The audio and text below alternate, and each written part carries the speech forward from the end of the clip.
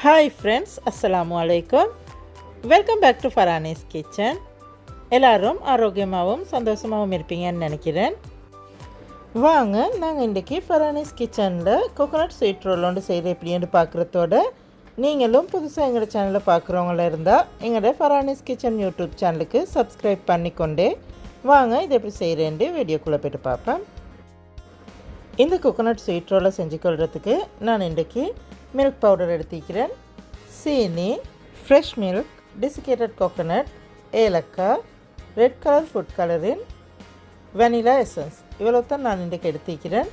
வீடியோவை ஸ்கிப் பண்ணாமல் கடைசி வரைக்கும் பாருங்கள். அப்போ காட்டு மிஸ் ஆகின இன்க்ரீடியன்ஸ் இருந்தால் உங்களுக்கு உடனுக்குடனே பார்த்துக்கொள்கிறதுக்கு எலுமாவும். ஃபஸ்ட்டுக்கு பிளெண்டர் கப் ஒன்று எடுத்து அதில் 2 கப் சுகர் ஆட் பண்ணிக்கொள்கிறேன். அதுக்கே 5 ஏலக்காய் எடுத்து வீடியோவில் காட்டுற மாதிரி ஏலக்காய் தோலை கழட்டிட்டு அது நடுவில் இருக்கிற சீட்ஸை போட்டுக்கொள்ளணும். ஏனென்றால் நாங்கள் ஏலக்காய் போட போக்கில் இந்த தோலை போட்டால் எங்களுக்கு சீனியோட இந்த தோல் பிளெண்ட் ஆகி பவுடராகி வராது. நாங்கள் இப்படி சீட்ஸை மட்டும் போட்டோம்னா எங்களுக்கு இந்த சீனியோட சீட்ஸ் எல்லாம் நல்லா பவுடராகி வரும். அதனால தான் நான் தோல் இல்லாமல் சீட்ஸை மட்டும் போடுறேன். இப்படி சீனியோட ஏலக்காய் சீட்ஸையும் போட்டு நான் இப்போ இதை பிளெண்ட் பண்ணி பவுடர் பண்ணி எடுத்துக்கொள்ள போகிறேன்.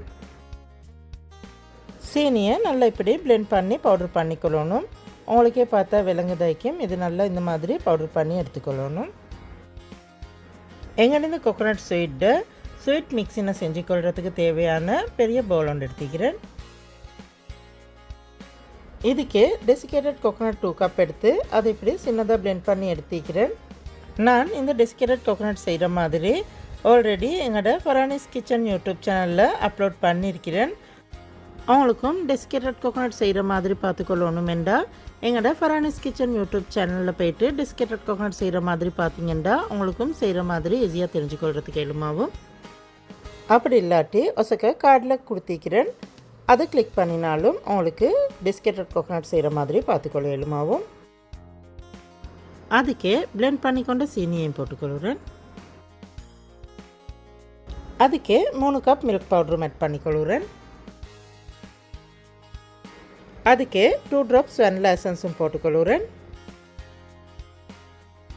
இதுக்கே ஃப்ரெஷ் மில்க் கொஞ்சம் ஊற்றி இதை கொஞ்சம் நல்லா மிக்ஸ் பண்ணிக்கொள்ளணும்.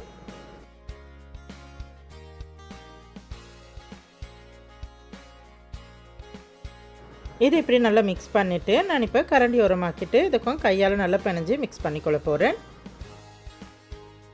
நான் இந்த டோவை செஞ்சு கொள்கிறதுக்கு கொஞ்சம் கொஞ்சமாக பால் ஊற்றி நல்லா மிக்ஸ் பண்ணி இதை ஒரு டோண்டாக பிணைஞ்சு எடுத்துக்கொள்ள போகிறேன். இது மாதிரி இன்னும் புதிய புதிய ரெசிபி உடனுக்குடனே தெரிஞ்சுக்கொள்கிறதுக்கு எங்களோட ஃபரானிஸ் கிச்சன் யூடியூப் சேனலுக்கு சப்ஸ்கிரைப் பண்ணுங்கள். அதோட சைடில் வர பெல் நோட்டிஃபிகேஷனையும் கிளிக் பண்ணி வச்சிங்கன்னா நாங்கள் போடுற அடுத்தடுத்த புதிய புதிய ரெசிபி உடனுக்குடனே உங்களுக்கு பார்த்துக்கொள்கிறதுக்கு எலுமாவும். இந்த மாதிரி பால் கொஞ்சம் கொஞ்சமாக ஊற்றி இந்த டோவை பிணைஞ்சு எடுத்துக்கொள்ளணும். ஒரு மிக்க பால் மிச்சமாக ஊற்றிக்கொள்ள வேணும். கொஞ்சம் கொஞ்சமாக தேவையான அளவு பால் ஊற்றி பிணைஞ்சிக்கொள்ளணும்.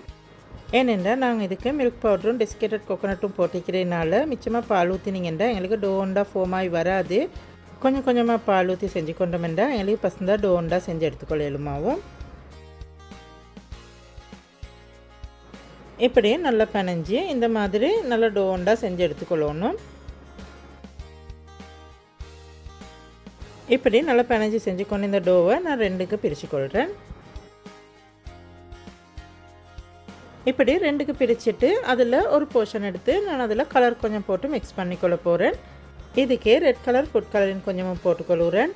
நீங்கள் கலரின் போட போக்கில் ஒரு மிச்சம் டார்க் கலருக்கு போட்டுக்கொள்ள வேணும். எந்த ஸ்வீட்டுக்கு மிச்சம் டார்க் கலருக்கு இருந்தால் பார்க்குறதுக்கும் பசந்தாக இருக்காது. லைட் கலராக இருந்தால் பார்க்குறதுக்கும் பசந்தாக இருக்கேன். பார்க்குறதுக்கு பசந்தாக இருந்தால் தான் கொஞ்சம் தின்றதுக்கும் நல்ல ஆசை வரும். அதனால் மிச்சம் ஒரு டார்க் கலர் போடாமல் லைட் கலருக்கு போட்டு ஸ்வீட்டை செஞ்சுக்கொள்ள பாருங்கள். நான் இப்படி கலரை மிக்ஸ் பண்ணி எடுத்துக்கிறேன். வாங்க இப்போ எங்களோட கோகோனட் ஸ்வீட் ரோல் எப்படி செஞ்சு கொள்கிறேன்றதை பார்ப்போம். எங்களோட ஸ்வீட்டை செஞ்சு கொள்கிறதுக்கு நான் இப்படி போர்டு ஒன்று எடுத்து அதில் வீடியோவில் காட்டுற மாதிரிக்கு ஃபாயில் பேப்பர் ஒன்று கவர் பண்ணி எடுத்துக்கிறேன். நீங்களும் இந்த மாதிரி ஃபாயில் பேப்பர் ஒன்று கவர் பண்ணி செஞ்சுக்கோங்க. ஏனென்றால் எங்களோட ஸ்வீட்டை போட்டு நாங்கள் கட் பண்ண போக்கில் அது போர்டில் ஒட்டிக்கொள்ள பார்க்கும். அப்படி இல்லாமல் வைக்கிறதுக்கு தான் நாங்கள் இந்த ஃபாயில் பேப்பரை போட்டுக்கொள்கிறேன். போர்டை இப்படி கவர் பண்ணிவிட்டு நான் கையில் கீ கொஞ்சம் போட்டு கையிலையும் பூசிட்டு நாங்கள் ரோல் பண்ண போகிற எங்களோட ரோலிங் பின்னுக்கும் நாங்கள் போர்டை கவர் பண்ணிக்கொண்ட இந்த ஃபாயில் பேப்பருக்கும் இந்த கீயை கொஞ்சம் அப்ளை பண்ணிக்கொள்ளணும். இப்படி கலர் மிக்ஸ் பண்ணாத எங்களது கோகோனட் மிக்ஸின்னு எடுத்து இதை வீடியோவில் காட்டுற மாதிரிக்கு ரோல் பண்ணி செஞ்சுக்கொள்ளணும். இப்படி ரோல் பண்ணி செஞ்சுட்டு இதுக்கு மேலால் நாங்கள் கலர் போட்டதையும் வச்சு அதையும் இந்த மாதிரி ரோல் பண்ணிக்கொள்ளணும். இந்த வருஷம் நோன்பு எதிர்பார்த்து கொண்டிருந்தோம். நோன்பு வந்துட்டு நோன்பு வந்த ஃபர்ஸ்ட்லேயே நோன்பு மூடிட்டுது. பெருநாளும் கிட்ட வந்துட்டு இந்த நேரத்தில் மிச்சம் பேர் ஷாப்பிங் செய்கிறதுல பிஸியாக இருப்பாங்க. சிலவங்க வீட்டில் ஸ்வீட் செய்கிறதுல பிஸியாக இருப்பாங்க. இந்த வருஷம் இதுக்கு நீங்களும் இந்த மாதிரி ஸ்வீட் செஞ்சு ட்ரை பண்ணி பாருங்கள். இது நல்லா டேஸ்ட்டான ஸ்வீட் உண்டு. நீங்களும் செஞ்சு ட்ரை பண்ணி பார்த்துட்டு உங்களோட கமெண்ட்ஸை மறக்காமல் எங்களுக்கும் சொல்லுங்கள். இப்படி ரோல் பண்ண போக்கில் மிச்சம் மெல்லிசா ரோல் பண்ணிக்கொள்ள வானம். மிச்சம் மெல்லிசாவும் இல்லாமல் மிச்சம் கனமும் இல்லாமல் கணக்கான சைஸில் ரோல் பண்ணி எடுத்துக்கோங்க. அப்போ தான் இது செய்கிறதுக்கும் ஈஸியாக இருக்கும். இப்படி ரோல் பண்ணி செஞ்சு கொண்டுட்டு இதை வீடியோவில் காட்டுற மாதிரி 4 சைடையும் கட் பண்ணி எடுத்துக்கொள்ளணும்.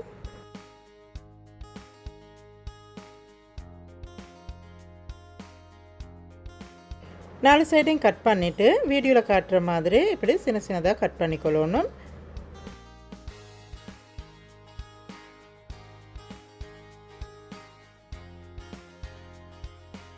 இப்படி சின்ன சின்னதாக கட் பண்ணிவிட்டு இந்த கட் பண்ணி கொண்டதால் உண்டை இப்படி வீடியோவில் காட்டுற மாதிரி ரோல் பண்ணிக்கொள்ளணும்.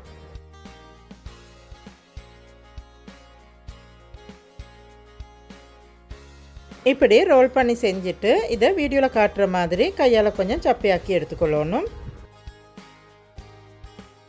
இப்படி கையால் சப்பையாக்கி நான் இந்த மாதிரி செஞ்சு எடுத்திருக்கிறேன். இதை மாதிரி எங்களோட மற்ற எல்லா கோகோனட் ஸ்வீட் ரோலையும் செஞ்சு எடுத்துக்கொள்ளணும். இது நாங்கள் இன்றைக்கி ஃபரானீஸ் கிச்சனில் செஞ்சு கொண்ட கோகோனட் ஸ்வீட் ரோல்.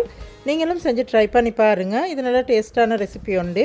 நீங்களும் செஞ்சு ட்ரை பண்ணி பார்த்துட்டு மறக்காமல் உங்களோட கமெண்ட்ஸையும் எங்களுக்கு சொல்லுங்கள். உங்களுக்கும் எங்களோட இந்த கோகோனட் ஸ்வீட் ரோல் ரெசிபி பிடிச்சிருந்துச்சுண்டா எங்களோட ஃபரானீஸ் கிச்சன் யூடியூப் சேனலுக்கு லைக் பண்ணுங்கள். அதோட உங்களுக்கு தெரிஞ்சவங்களுக்கும் ஷேர் பண்ணுங்கள். அப்போ இந்த வீடியோ மற்றவங்களுக்கும் யூஸ்ஃபுல்லாக இருக்கும். இந்த மாதிரி மற்ற எல்லாத்தையும் செஞ்சு எடுத்துக்கொள்ளணும்.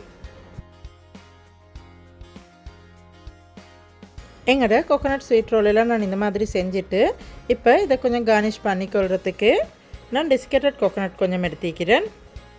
இப்படி டெசிகேட்டட் கோகோனட் கொஞ்சம் எடுத்து அதை வீடியோவில் காட்டுற மாதிரி இதை கொஞ்சம் இப்படி டெசிகேட்டட் கோகோனட்டில் போட்டு மிக்ஸ் பண்ணி பரட்டி எடுத்துக்கொள்ளணும்.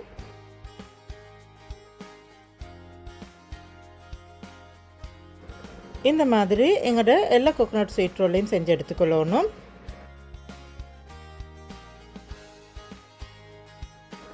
இன்ஷால்லா இந்த இதுக்கு நீங்களும் இந்த மாதிரி டிஃப்ரெண்ட்டான ரெசிபி ஒன்று செஞ்சு ட்ரை பண்ணி பாருங்கள். இதை மாதிரி இன்னும் ஒரு புதிய ரெசிபி ஒன்று எடுத்துகிட்டு வரும் வரைக்கும் see you next video and thanks for watching.